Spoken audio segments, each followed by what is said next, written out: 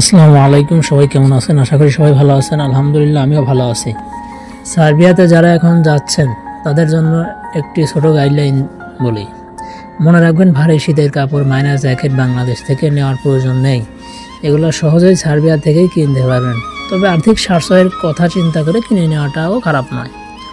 প্রথমে জামা কাপড়ের মধ্যে 5 থেকে 7টি কটন বা ড্রাই ফিট টি শার্ট, 2 থেকে 3টা হাফ প্যান্ট বা ট্রাউজার, 2 থেকে 3টি ফুল প্যান্ট বা জিন্স, 2 থেকে 3টি হালকা শার্ট, 5 থেকে 7টি গেঞ্জি, একটি লাইট জ্যাকেট বা হুডি, 1 থেকে 2টি পাতলা পাঞ্জাবি বা কুর্তা, 7 থেকে 10টি আন্ডারওয়্যার এবং 5 থেকে 7 জোড়া মোজা নিলেই যথেষ্ট হবে।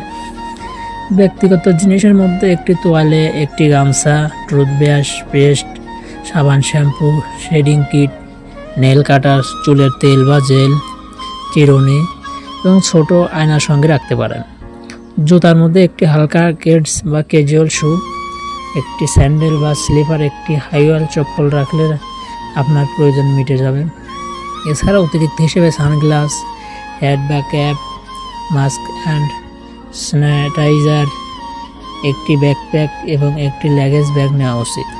সবচেয়ে গুরুত্বপূর্ণ কাগজপত্র, আপনার পাসপোর্ট ও ভিসা, টিকিটের প্রিন্ট ও মোবাইলের কপি, কোম্পানির কন্ট্রাক্ট ও ওয়ার্ক পারমিটের কাগজ, মেডিকেল রিপোর্ট যদি প্রয়োজন হয়, কিছু পাসপোর্ট সাইজের ছবি এবং বাংলাদেশি ড্রাইভিং লাইসেন্স যদি থাকে সঙ্গে রাখুন।